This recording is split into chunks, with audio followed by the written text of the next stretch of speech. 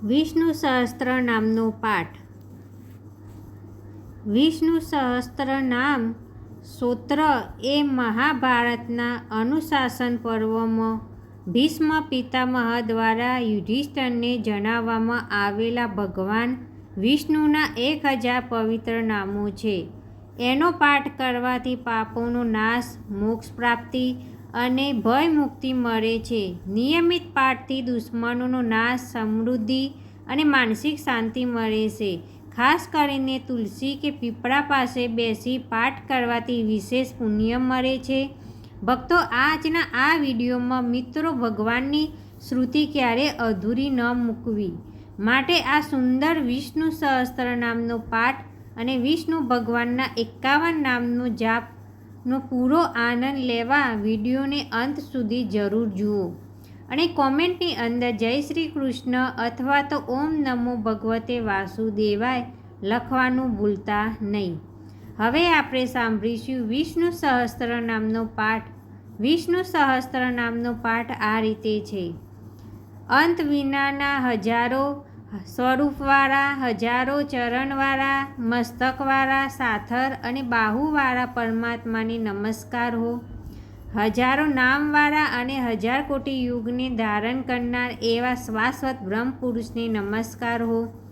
જેની નાભીમાં કમળ છે એવા ભગવાન વિષ્ણુને નમસ્કાર હો.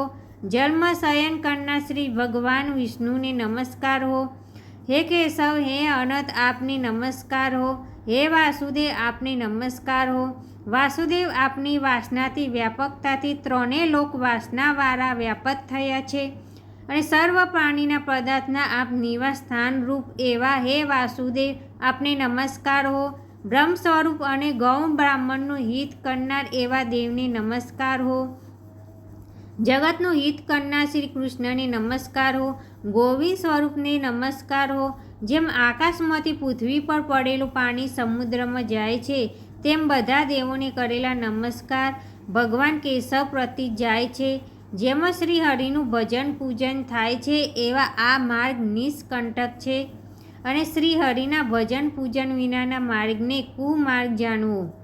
બધા વેદો જાણવાથી જે પુણ્ય થાય છે અને સર્વ તીર્થયાત્રાથી જે ફળ મળે છે તે સમગ્ર ફળ દુષ્ટોનો નાશ કરનાર શ્રી વિષ્ણુ ભગવાનની સ્તુતિ શ્રદ્ધાપૂર્વક કરવાથી મળે છે. જે મનુષ્ય શ્રી હરિના મંદિરમાં નિત્ય 3 વાર પ્રભાત, મધ્યાહન અને સાયંકાળ 2 કે 1 વાર પણ આ વિષ્ણુ સહસ્ત્રનો પાઠ કરે છે તેના સર્વ પાપ કર્મો નાશ પામે છે. જે મનુષ્ય આ સ્તોત્રપત્રનો પાઠ ભાવ ભક્તિથી કરે છે તેના શત્રુઓ બળી જાય છે, તેના ઉપગ્રહો શાંત રહે છે અને તેના સર્વ પાપ વિનાશ પામે છે. જેને શ્રદ્ધાપૂર્વક આ સ્તોત્રનું ધ્યાન કર્યું કે પાઠ કર્યા તેને સર્વદાન આપ્યા એમ સમજવું અને દેવોની રૂના પ્રકારની પૂજા કરી એમ સમજવું.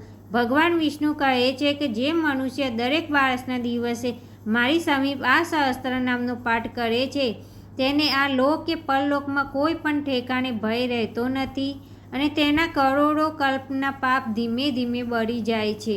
હે અર્જુન, જે મનુષ્ય પીપળાની પાછે કે તુલસીની પાછે બેસીને શ્રી વિષ્ણુ સહસ્ત્ર નામનો પાઠ કરે છે તે કરોડો ગાયોના દાનનું ફળ પામે છે. વળી જે મનુષ્ય નિત્ય શિવાલય અથવા તુલસીના વનમાં બેસીને નિત્ય શ્રી વિષ્ણુ સહસ્ત્ર નામનો પાઠ કરે છે તે મોક્ષ પામે છે અને તેના બધા બ્રહ્મ ઇત્યાદિ ઘોર પાપ હોય તો પણ તે સર્વનાશ પામે છે એવું ચક્રધારી ભગવાનનું વચન છે. ઇતિ શ્રી જન્મ મહાભારત ભીમ યુધિષ્ઠિર સંવાદે શ્રી વિષ્ણુ દિવ્ય સહસ્ત્રના શ્રુતિ સંપૂર્ણ. ભક્તો, વિષ્ણુ સહસ્ત્ર નામના પાઠમાં ભગવાન વિષ્ણુના 1000 નામનો ઉલ્લેખ કરવામાં આવે છે પણ આપણે વિષ્ણુ ભગવાનના 51 નામનો જાપ કરીશું.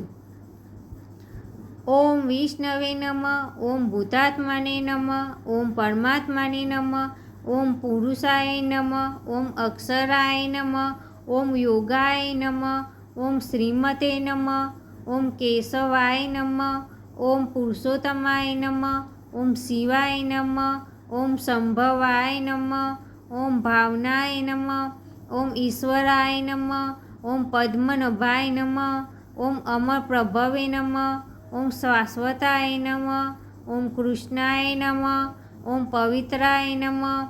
ઓમ પ્રાણાદાય નમઃ. ઓમ પ્રાણાય નમઃ. ઓમ માધવાય નમઃ.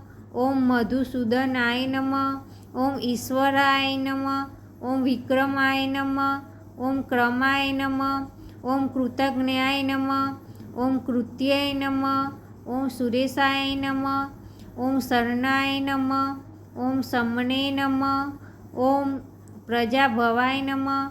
ઓમ સર્વદર્શનાય નમઃ. ઓમ અજાય નમઃ. ઓમ સર્વેશ્વરાય નમઃ. ઓમ અચ્યુતાય નમઃ. ઓમ વસવે નમઃ. ઓમ સત્યાય નમઃ. ઓમ સમાપાય નમઃ. ઓમ રુદ્રાય નમઃ. ઓમ અમૃતાય નમઃ. ઓમ જનાર્દનાય નમઃ. ઓમ વેદાય નમઃ. ઓમ ચતુર્ભુજાય નમઃ. ઓમ ભોજનાય નમઃ. ઓમ વિજયાય નમઃ. ઓમ વામનાય નમઃ. ઓમ નિયમાય નમઃ. ઓમ યમાય નમઃ. ઓમ માધવાય નમઃ. ઓમ અનિરુદ્રાય નમઃ. ઓમ ગોવિંદાય નમઃ. ભક્તો, અહીં આપણે વિષ્ણુ ભગવાનના 51 નામનો જાપ પૂર્ણ કરીએ છીએ. કોમેન્ટની અંદર જય શ્રી કૃષ્ણ લખવાનું ભૂલશો નહીં. જય શ્રી કૃષ્ણ.